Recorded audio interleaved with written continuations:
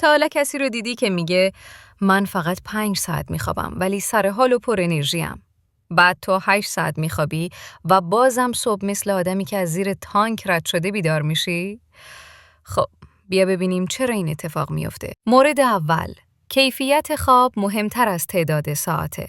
مغز تو ساعت نمیشماره، چرخه میشماره.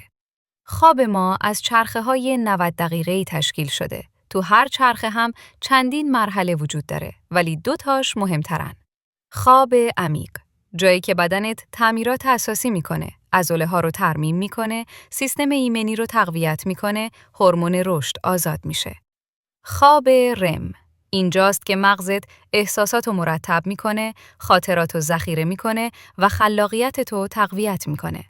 حالا اگه این 2 مرحله درست و حسابی انجام بشه، حتی با 5 تا 6 ساعت خواب هم میتونی سر حال باشی.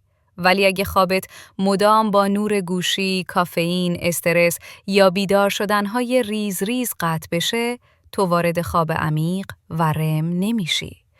اونجاست که صبح پف کرده، سنگین و بی انرژی بیدار میشی. به این میگن خواب تکه تکه. بدنت استراحت کرده اما مغزت هیچ چی ترمیم نشده.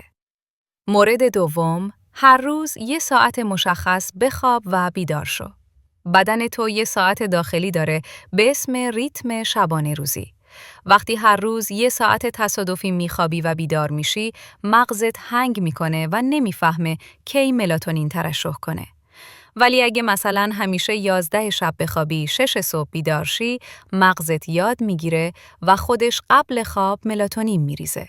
اینطوری هم راحت‌تر میخوابی، هم با انرژی بیدار میشی. مورد سوم، قانون طلایی 90 دقیقه. اگه وسط یه چرخه خواب بیدار شی، صبح مثل زامبی بیدار میشی. ولی اگه آخر چرخه بیدار شی، حالت خیلی بهتره.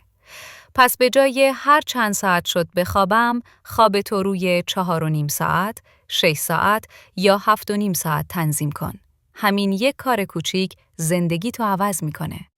مورد چهارم، قانون معروف 3-2-1. 3 ساعت قبل خواب غذای سنگین نخور. 2 ساعت قبل خواب کار ذهنی نکن.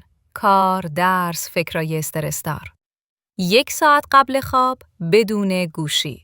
نور آبی دشمن ملاتونینه. به جاش کم کشش بده، یه لیوان آب گرم بخور، موسیقی آروم گوش بده. این کارا مغزتو از حالت فعال، بتا، میبره تو حالت آروم، آلفا و بهت کمک میکنه طبیعی خوابالود شی. مورد پنجم، نور صبحگاهی. 10 دقیقه اول بعد بیدار شدن رو جدی بگیر. برو بیرون، نور طبیعی بزن به چشمت.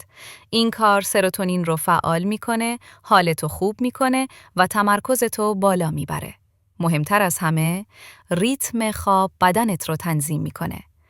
بدون کافئین هم حس میکنی روزت روشن و پر انرژیه. یه حرکت سریع یا شستن صورت با آب سرد سیستم عصبی رو روشن میکنه و باعث آزاد شدن دوپامین و نوراپینفرین میشه.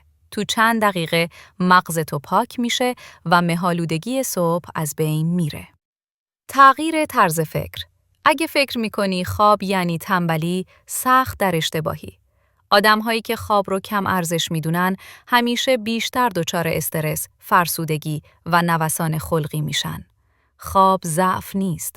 خواب سوخت رسانی دوباره مغزه.